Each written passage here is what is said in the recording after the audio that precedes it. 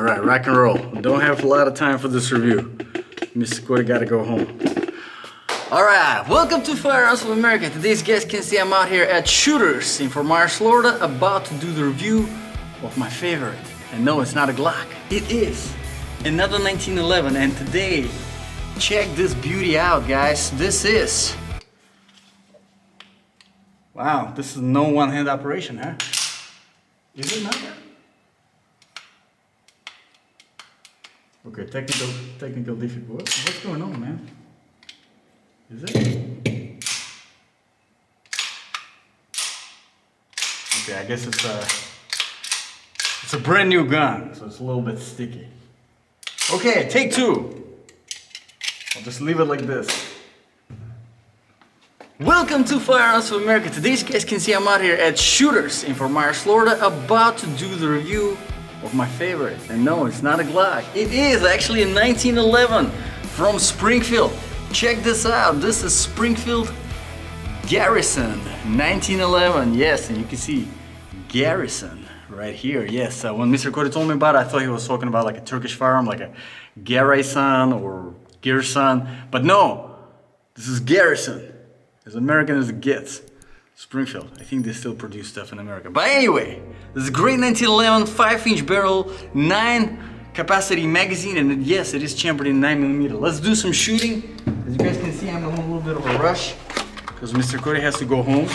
Now, for the purposes of this video, I'm gonna be shooting 2 different kinds of 9mm ammo.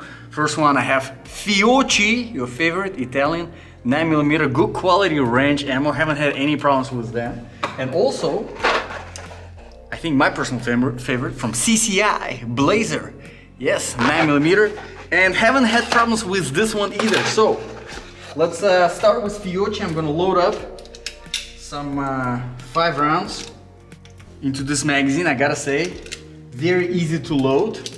9mm 1911 magazines. I do like them quite a lot. This one is, as you can see, has the windows, but doesn't have the numbers, so you don't know exactly. I mean, you can count. Would be nice if it was numbered, but not a big deal. The bottom is flat, so it sits flush against the grip. So as you can see, the targets are nice and painted. I'll start with this yellow circle in the middle. Let's see if I can hit that. It's a little bit of hesitation when you get the magazine in. Now, it might be because the gun is a little bit, not a little bit, it's brand new. So it might be the case. A little bit of strange getting it in, but the slide feels butter smooth, all right? That's a good thing. Okay, let's see if I'm accurate with this. Usually I am with 1911s. Bullseye on the second one. Yeah, that's what I'm talking about. Yeah.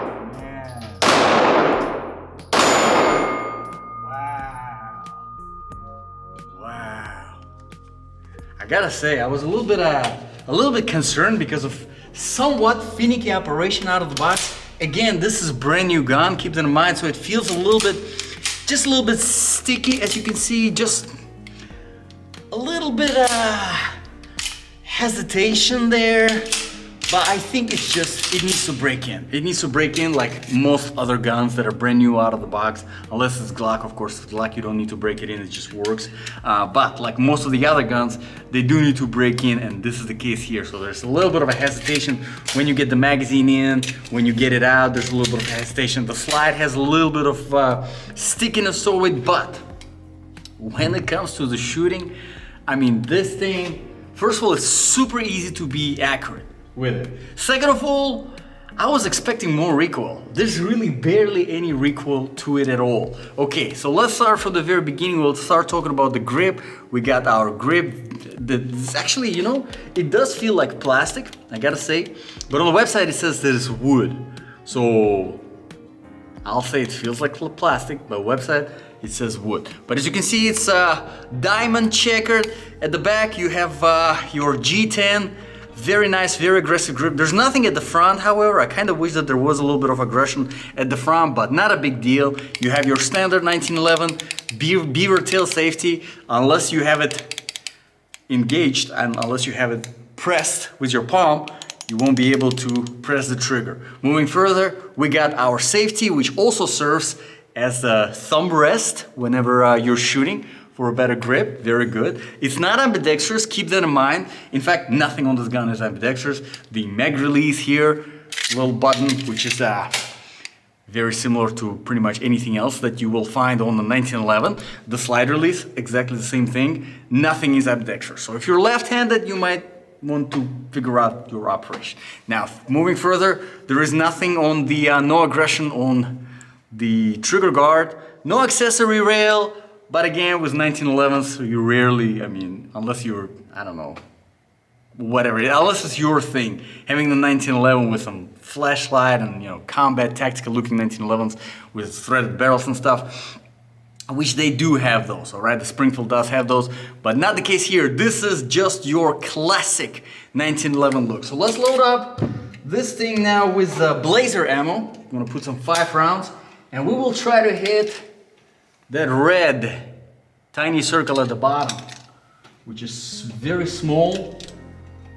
It's red though, so you can clearly see it. And we'll see if I'll be able to hit it or not. Shouldn't be any excuses, because the operation, the handling of this gun, I mean, to handle the recoil is nothing. Nothing at all. Okay, let's see. Oh yeah, we got the hit. Almost. There we go. Okay. Just barely missed one by like half an inch, but everything else is pretty much in the center. Super accurate. Obviously, there are a few things that contribute to that accuracy. First of all, we have the sights. Check this out. This is your standard 3-dot sight. I mean, there's really no getting used to this. This is like super easy right out of the box.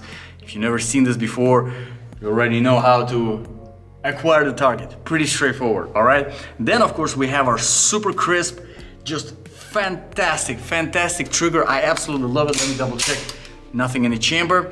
So we have our skeleton trigger with about just like 1.5 millimeters of pre-travel, and then a super crisp, super light competition style trigger. I mean, look at this pull, it's just fantastic. Check this out.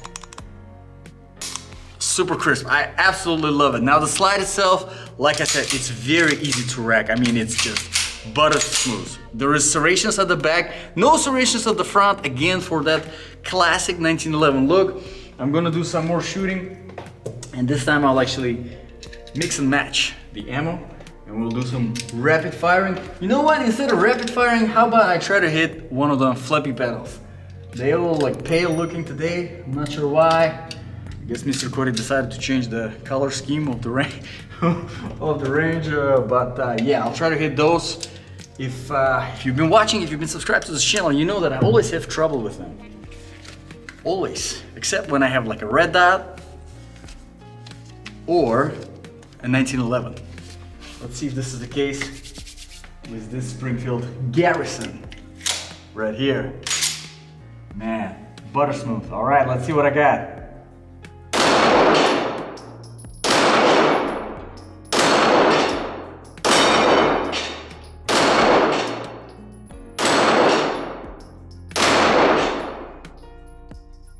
Not a single miss.